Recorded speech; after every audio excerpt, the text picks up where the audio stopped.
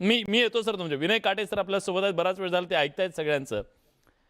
Vinay sir, एक तिघांच्याही बोलण्यातनं असं लक्षात आलं की राजकीय नेत्यांचे आजचं जे सगळं राजकारण आहे ते खूप कॉम्पिटिशन वाढली आहे, अस्थिरता आहे तिथं, मानसिक स्वास्थ्य नसतं आणि ताणतणाव असतात आणि मग त्याच्यासाठी कुठंतरी एक सल्ला घ्यायला म्हणा किंवा ते जात असतात. काही जण त्याच्या पुढची स्टेज गाठण्यासाठी जातात असं म्हटलं जातं. पण साधारणपणे त्यांच्या सगळ्या ऑफिसेसमध्ये फुले शाहू आंबेडकर असतात भिंतीवरती. पण त्यांनी शपथ घेताना सुद्धा विवेक आणि ह्या सगळ्या गोष्टीचा पण घेतलेलं असतं. पण असं असताना देखील आपण कुठल्या तरी काउन्सिलकडे जावं.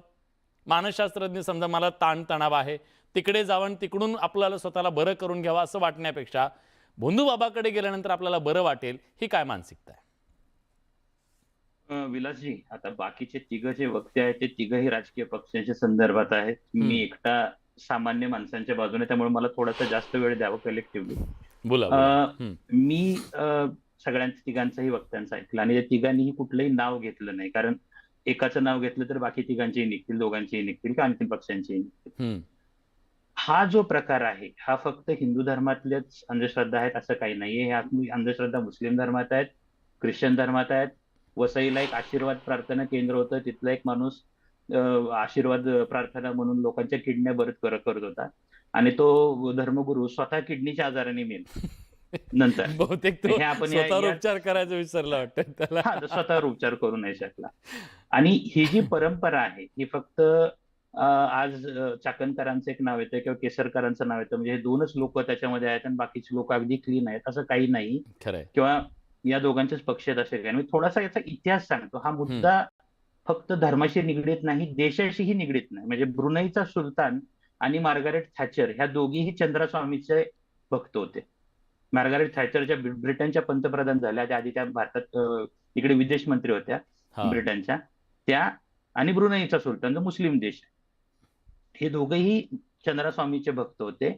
आणि ज्यावेळेस भारताचा 1991ला आर्थिक संकट आलं होतं, त्यावेळेस नरसिंहरावांना चंद्रबाबू म्हणाले होते की मी ब्रुनईकडून सुलतानाकडून पाहिजे तेवढे पैसे आणतो, तुम्ही फक्त माझ्यासोबत चला. हम्म. आणि नरसिंहराव निघाले होते त्यासाठी. त्यांना बाकीच्या ऑफिसर्सनी थांबवलं की तुम्ही हे काय करता, हे असं होत नसतं. ओके, म्हणजे ही परंपरा जुनी. हो. त्यांच्या थोडंसं मागं गेलं तर धीरेंद्र ब्रह्मचारी नावाचे एक योगा गुरु होते. नेहरू आणि इंदिरा गांधी या दोघांनाही त्यांनी योगासनं शिकवली. आणि धीरेंद्र ब्रह्मचारींचा त्या काळातल्या सरकारवर इतका मोठा प्रभाव होता की ज्याच्याबद्दल कुपुल जयकर, ज्या स्वतः इंदिराजींच्या स्नेही होत्या, त्यांनी सुद्धा त्यांच्या पुस्तकात लिहिलं.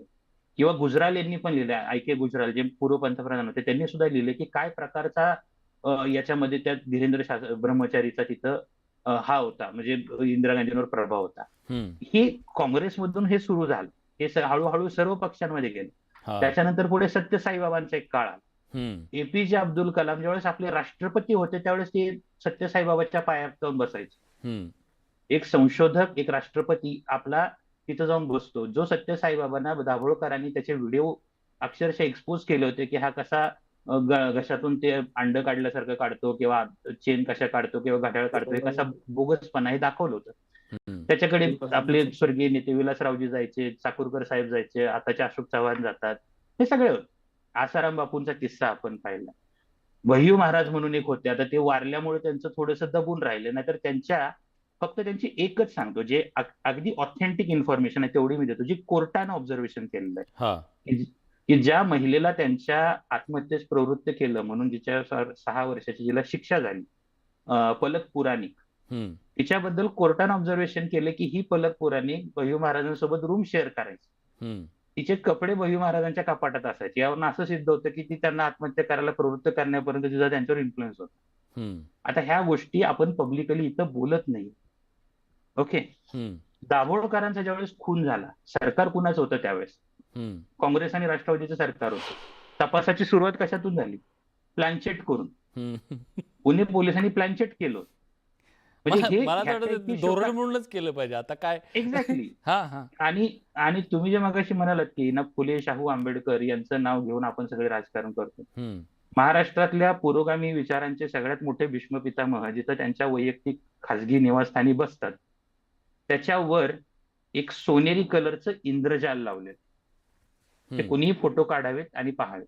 इंद्रजाल ते वशीकरण करण्यासाठी, तिलिस्म करण्यासाठी, पुढच्याला हे करण्यासाठी लावलं जातं. हे तिथे इंद्रजाल लावलं आणि त्यांच्याच 1-2 पिढीनंतर चे नेते हे ऑफिसमध्ये मागे श्रीयंत्र लावून बसतात. या इथं फुले शाहू आंबेडकर हे ताटाला चटणी लावावी, लोणचं लावावं आणि पापड ठेवावं, तसं सगळ्या पक्षांनी यांचं केलेलं आहे. इथले नेते, अभिनेते, संशोधक, बिझनेसमन हे सगळे याच्यामध्ये आहेत. आणखीन तुम्हाला एक सांगायचं म्हणजे की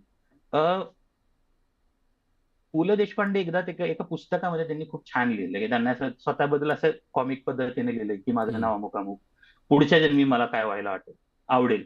तर पुलंनी लिहिलं की कुठल्या तरी मठाचा बुवा, कारण या देशात युवा शक्तीपेक्षा बुवा शक्ती मोठी आहे हे मला माहिती. आणि हे दुर्दैवाने आज खरं झालं. परवा हमीद दाभोळकरांनी एक चांगला लेख लिहिला होता आणि त्यात त्यांनी लिहिलं की आपला तो सद्गुरू, दुसऱ्याचा तो बंधू. जो एक्सपोज झाला नाही तो सद्गुरू, जे एक्सपोज झाले ते बंधू. ह्या दर्जावर हे सगळं चाललेलं आहे. याच्यामध्ये कुठलाही पक्ष, कुठलाही विचार प्रवाह, मी म्हणतो उद्या कम्युनिस्ट नेते सुद्धा तुम्हाला यात सापडेल, कारण तेही तिकडे बंगालमध्ये असतात, त्यांच्याकडे बंगाली जादू होते. आणि दुर्दैव महाराष्ट्राचं हे आहे की जो महाराष्ट्र कधी काळी तुकारामांची, ज्ञानेश्वरांची भजनं म्हणत पंढरपूरच्या दिशेनं चालायचा, तो महाराष्ट्र आता तिकडे आघोरी विद्येच्या दिशेने जातो. जी पावलं आधी भक्ती पंथाला जायची, ती पावलं आता आघोरी विद्येकडे वळाली. आणि हे सगळ्यात मोठं दुखणं आहे. मी पंढरपुरात राहतो, मी पंढरपुरात जन्मलो. आधी ज्या एक 15-20 वर्षापूर्वी पंढरपूरमध्ये साधारणतः सगळे मंत्री, आमदार, खासदार सतत यायचे. आजकाल पंढरपूरला मंत्री, आमदार, खासदार सरकारी पूजा सोडल्या तरी येत नाही. त्यांचा बाबा बिबा नाहीत का? नाही, आमच्याकडे नाही येत. असेल आमच्याकडे ते म्हणजे उपजूच दिले जात नाही सहजासहजी. दुर्दैव आहे त्या बाबा लोकांचं. तर त्याच्यामुळे ते इकडं कोणी येत नाहीये. ते सगळ्यांचा लाभतं तिकडं गुवाहाटीच्या दिशेनं, नाशिकच्या दिशेनं, अजून कुठले मुंबईमध्ये कोणी कवड्या टाकून भविष्य करतंय, कोणी बंगाली देवळात बसलंय. आणि सगळ्यात म्हणजे अगदी पुरोगामी विचारांचे कडवे असे विचारवंत म्हणवणारे लोक सुद्धा, आमदार सुद्धा, त्यांच्या ऑफिसमध्ये महाराजांना तिथं एका महाराजांना सकाळी सकाळी आपली त्यांचं ते वेगळ्या प्रकारची अगरबत्ती लावून निघतात. हे सुद्धा मी बघितलं डोळे. हे दुर्दैव आहे महाराष्ट्राचं. आणि याच्यावर सगळ्या पक्षांनी आता डोळे उघडण्याची गरज आहे. परवा आपले मुख्यमंत्री फडणवीस साहेब जे बोलले की बाबा तुम्ही असं जर हे करता आलं असतं, असं जर खरात सारख्या लोकांना, खरातलं असतं तर आम्ही सीमेवर बसवला नसता का. हा जो दृष्टिकोन आहे, आपण ज्या संविधानाची शपथ घेऊन हे पद स्वीकारतो, त्या संविधानामध्ये वैज्ञानिक दृष्टिकोन सांगितलाय. त्या वैज्ञानिक दृष्टिकोनाला साक्षी ठेवून ह्या पब्लिक ऑफिस बिअररनी एक जबाबदारीपूर्ण वर्तन करावं. कुठल्याही पक्षाची, ज्याला आपण म्हणतो न्यू जनरेशन जी आहे, एआय आणि इथपर्यंत जगातलं तंत्रज्ञान, ह्या सगळ्या गोष्टी जात असताना मला वाटतं जग जेव्हा आपल्याकडे बघत असेल, टीव्ही चॅनल बघत असेल, या चॅनलवर काय चाललंय, तिथले डिबेट काय चालले, हे बघत असेल ना, तर मला वाटतं ते लोक म्हणतील ह्यांचं जग वेगळंच आहे, हे लोगों की दुनिया अलग ही आहे, असं कदाचित जगाला वाटू शकतं. आपले हे सगळे डिबेट आणि ह्या बातम्या सगळ्या बघितल्या. जग एजेंटिक एआय बोलतंय, जनरेटिव्ह एआय बोलतंय, जग हॉर्मुझच्या स्ट्रेटवर बोलतंय, आणि आम्ही काय बोलतोय तर खरात मास्तरांच्या लिलावर. अजितराव, एक छोटीशी कमेंट सगळ्यांकडून खूप विनयजींच म्हणणं पुढे घेऊन जातो. विनयजी, आपण अतिशय चांगलं विश्लेषण केलं. एक आणखी सांगतो, म्हणजे या बाबाकडे येणारे लोक कोण होते माहिती का? म्हणजे माझा तर व्यक्तिगत अनुभव सांगतो, मी नाशिकचा आहे. अनेक लोकांचे फोन यायचे की अरे यांची अपॉइंटमेंट मिळेल का. मी कधीच गेलो नाही.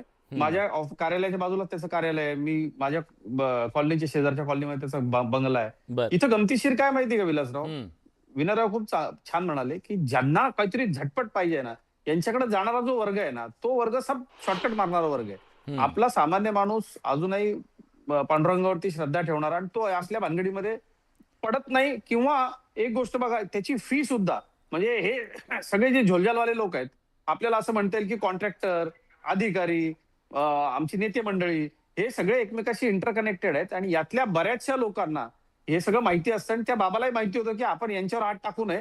तो यांची सगळ्यांची सेटिंग करायची, इथनं पैसे कमवायचे, आणखी 4 एजंट घेऊन कुठल्या तरी मोठ्या नेत्याकडे जायचं, ते फोटो इतरांना दाखवायचे, सामान्यांचं शोषण करायचं, अशी ही मोड. हे आता मी पीसीआरला विनंती करतो, मंत्री महोदयांचा एक ते पूजा करतानाचा व्हिडिओ होता बघा आता, तो जरा दाखवा ना मला. पालकमंत्री हा, मला पालकमंत्री, हा हे काय जरा सांगा पालकमंत्रीपदासाठी सर, हे कशासाठी असतं मला माहित नाही.